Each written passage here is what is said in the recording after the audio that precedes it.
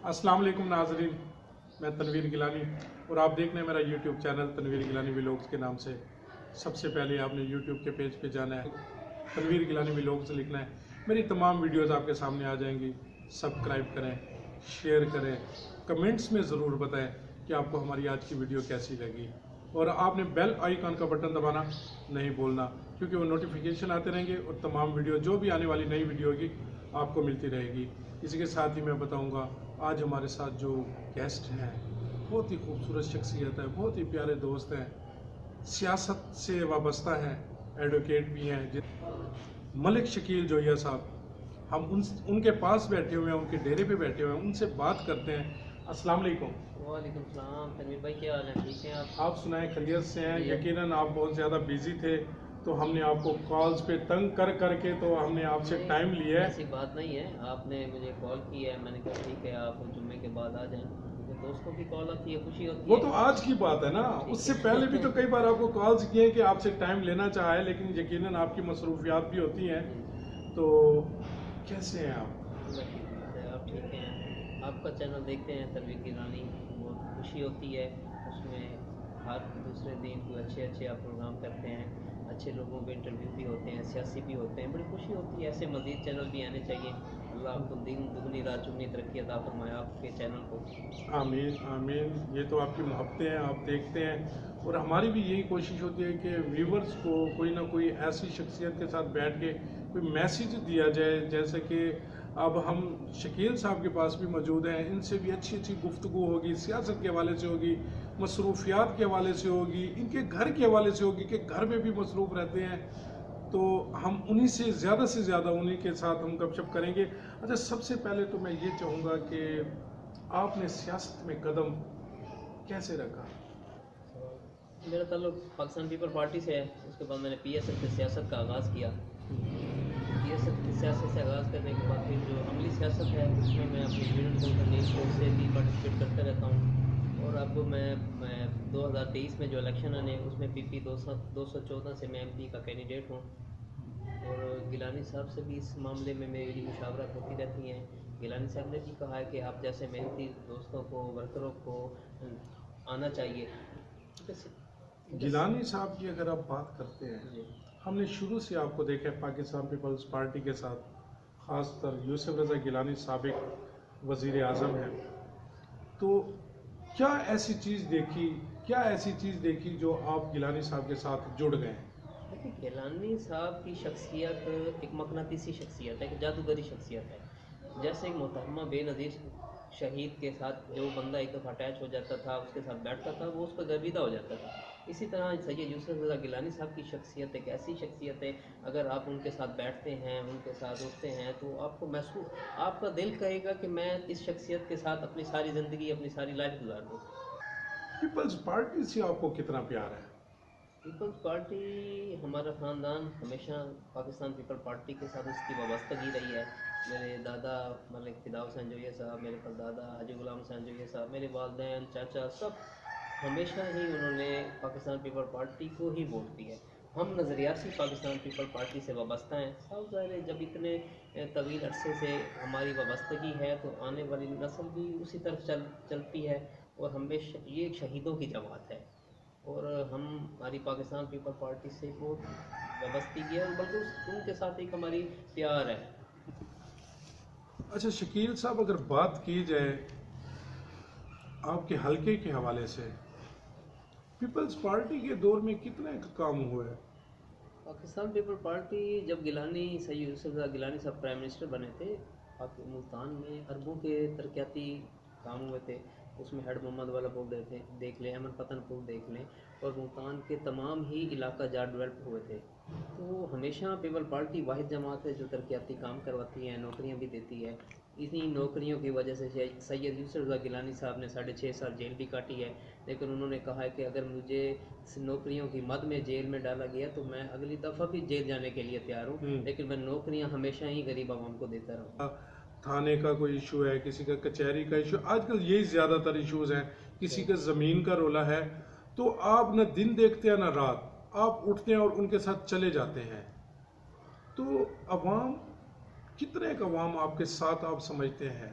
देखिए, आवाम साथ उस टाइम होती है जब आप किसी के लिए काम करते हैं, किसी गरीब आवाम के लिए मेहनत करते हैं। मेरा ताल्लुक भट्टे की सियासत से है।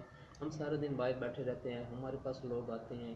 बाकी रह गई थाना कचहरी की बात, अल्हम्दुलिल्लाह मैं खुद भी एडवोकेट हूँ, और जो भी मेरे पास आता है, किसी के थाने का काम होता है मैं खुद चला जाता हूँ, ऐसे कि कचहरी का काम होता है तो मैं बगैर फीस के उनके मामला देखता हूँ।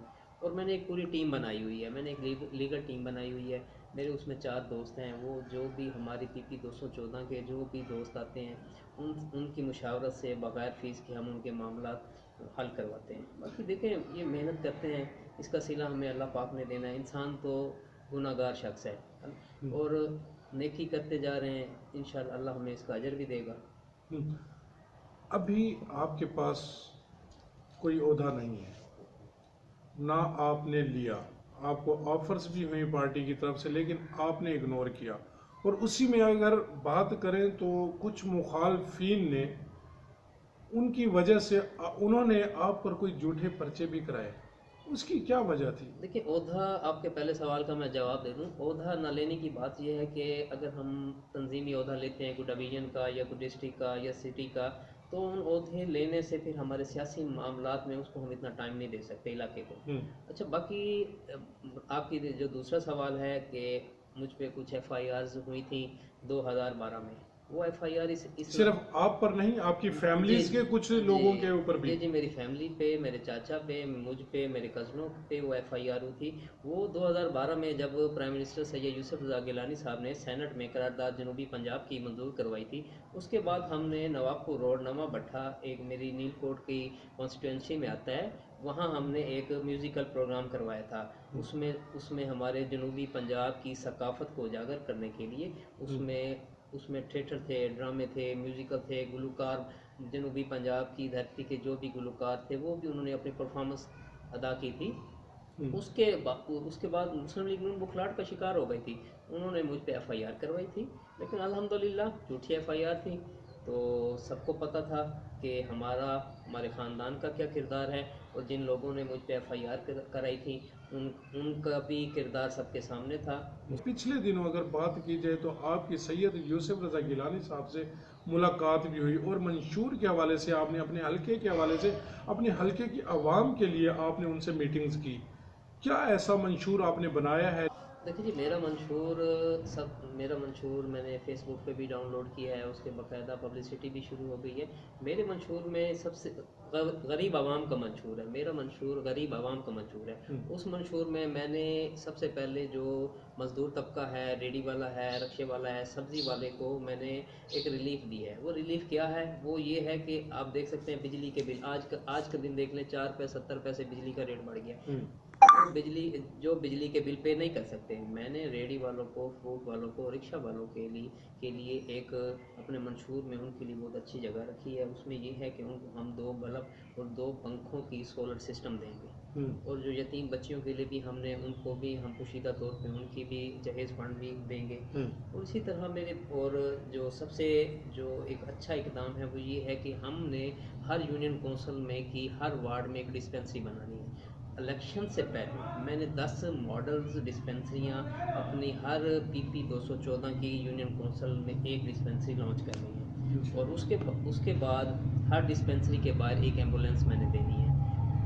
ये नहीं है कि ये हमने इलेक्शन के बाद, जीतने के बाद अमल भी होगा, ये इलेक्शन से पहले ही है। बाकी अमल की बात आ गई, इंशाल्लाह कोटला तोले खां, नवाबपुर रोड और फैज़ टाउन जो UC 68 में आती है, वो मेरा दिसंबर की 25 तारीख को इन 3 यूनियन कौंसिलों में मेरी डिस्पेंसरियाँ कायदा तौर पे अपना काम शुरू कर देंगी, ताकि आवाम को भी पता चले कि ये झूठे वादे नहीं है। ये मैं जो भी काम करूँगा वो ग्राउंड रियलिटी होगा, वो नज़र आएगा आपको। गरीब आवाम की पार्टी कहा जाता है पीपल्स पार्टी को।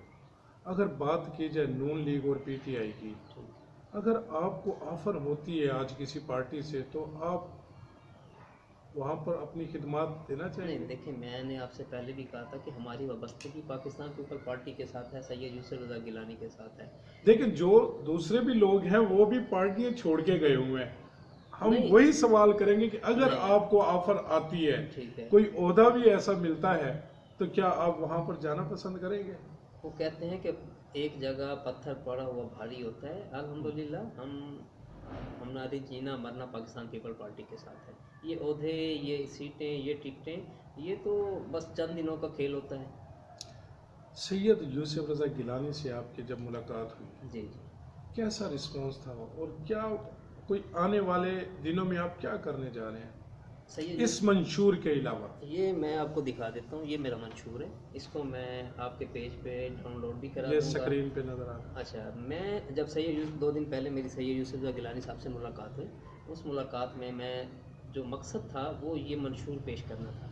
मैंने जब सैयद यूसुफ रज़ा गिलानी साहब को ये मंशूर पेश किया, उनको बड़ी खुशी हुई। उन्होंने मुझे मेरी हिम्मत में बंधाई। उन्होंने कहा जी आप जैसे नौजवानों को पॉलिटिक्स की अमली सियासत में आना चाहिए।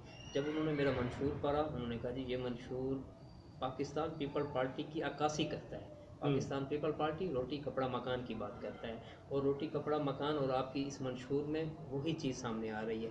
उन्होंने मेरी हिम्मत बंधाई और उन्होंने मुझे कहा कि आप इलाके में काम करें, तो इसी तरह अगर आप करते रहेंगे इंशाल्लाह 2023 में आपका अच्छा किरदार होगा। तो हम पार्टी आपकी इस काविश को आपका साथ देगी इंशाल्लाह। आप मायूस ना हो, आप मेहनत जारी रखें, इंशाल्लाह अच्छा रिस्पॉन्स आपको पार्टी देगी। इसमें हमने देखा भी है कि यूसुफ रज़ा गिलानी साहब के साथ जब ये खड़े हैं तो गिलानी साहब ऐसे खोए हुए हैं इनकी बातों में कि जैसे कोई इतना बड़ा कोई आगे कोई काम होने जा रहा है।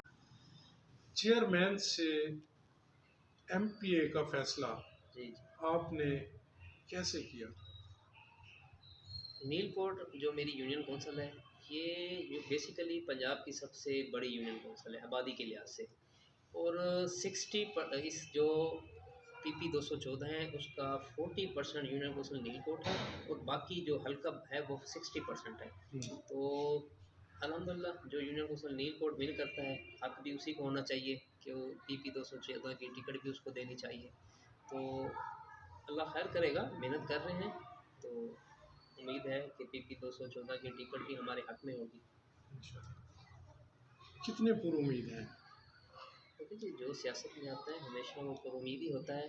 बाकी मेरे अल्लाह पाक ने जो करना है अच्छा फैसला करेंगे। आप क्या समझते हैं कि दूसरी पार्टियों में से आपके मुकाबले में कौन हो तो आप उसे मात दे सकते हैं? देखिए जो बंदा मैदान में आता है वो तो फिर ये नहीं देखता कि उसके मुकाबले में कौन है। तो अल्हम्दुलिल्लाह जो भी आया, सियासत है, सियासत गेम है, गेम चेंजर है। जो मेहनत करेगा उसे उसका रिजल्ट अच्छा मिलेगा। इंशाल्लाह जी, हम भी दुआ गो हैं कि अल्लाह पाक आपको कामयाब करे। आमीन। आखिर में मैं आपसे कुछ सवाल पूछना चाहूँगा कि सियासत और एडवोकेट, आपके पास जिम्मेदारियां बहुत ज़्यादा, घर में कितना एक्ट है? आप जो घर में होम मिनिस्टर कहा जाता जी है, जी। क्या वो भी आपको कभी कहते हैं कि आपने सारा दिन सियासत में लोगों में इधर उधर गुजार दिया, कुछ घर भी टाइम दे दिया करें? तो घर में कितना एक टाइम देते हैं? देखिए घर में सियासतदान बहुत कम ही घर रहता है, फैमिली को टाइम बहुत कम मिलता है। अक्सर मेरी मिसेज़, मेरी फैमिली कहती रहती हैं कि आप थोड़ा सा फैमिली को भी टाइम दें। आप दोस्त अहबाब जो हमारे रिलेटिव में शादियाँ व खुशियाँ होती हैं, आज भी एक प्रोग्राम है छोटा सा जिसमें शायद मैं ना पहुंच सकूं। तो सियासत देखें, अगर सियासत मेरे भाई फैमिली को टाइम देते हैं, मेरे वाले साहब जाते हैं, और जो मैं हूँ मैं अपने हल्के को टाइम ज़्यादा देता हूँ। आपकी बात सही है, वकालत के साथ साथ मुझे फैमिली को भी टाइम देना पड़ता है, लेकिन वो बहुत कम है। आखिर में एक सवाल, मोहब्बत एक बार होती है या बार बार होती है? ये मैं हर सियासतदान से, हर इंटरव्यू वाले से ये मैं सवाल ये करता आप हूँ। किस लिहाज से पूछ रहे हैं? ये सियासी अब मोहब्बत आपने का बताना है, ये मोहब्बत एक बार होती है या बार बार होती है? देखिए दिल जवान होना चाहिए, मोहब्बत तो हमेशा होती रहती है। आपको किससे मोहब्बत है? ये सियासी बयान नहीं देना नहीं, आपने। मुझे अपनी लीडर से मोहब्बत है। मुझे मोहतरमा बेनज़ीर भाभी भुट्टो, सुन रहे हैं, ये देख लेना। मुझे मोहतरमा बेनज़ीर भुट्टो से मोहब्बत है, हमारी लीडर हैं। तो अल्हम्दुलिल्लाह। अगर भाभी नाराज हो गई तो फिर? नहीं कोई बात नहीं है, भाभी को मना लेंगे हम, उनको शॉपिंग करवा लेंगे। ये था जी आज का हमारा भी लोग, बड़ी अच्छी बातें हुई और हम दुआ को हैं कि मलिक शकील जोया साहब एमपीए के इलेक्शन में हिस्सा लेने जा रहे हैं, और अल्लाह करे, अल्लाह पाक इनको कामयाबी भी दे। तो इसी के साथ ही मैं आपसे रिक्वेस्ट करूंगा कि यूट्यूब के पेज पे जाइएगा, तनवीर गिलानी व्लॉग्स लिखेंगे तो हमारी तमाम वीडियोस आपके सामने आ जाएंगी। शेयर करें, कमेंट्स में ज़रूर बताएं कि हमारी वीडियोस आपको कैसी लगी। बेल आइकॉन का बटन ज़रूर दबाएं और आप सबसे पहले उसे सब्सक्राइब भी ज़रूर कीजिएगा। इसी के साथ ही मैं इजाज़त चाहूँगा। अल्लाह हाफिज़।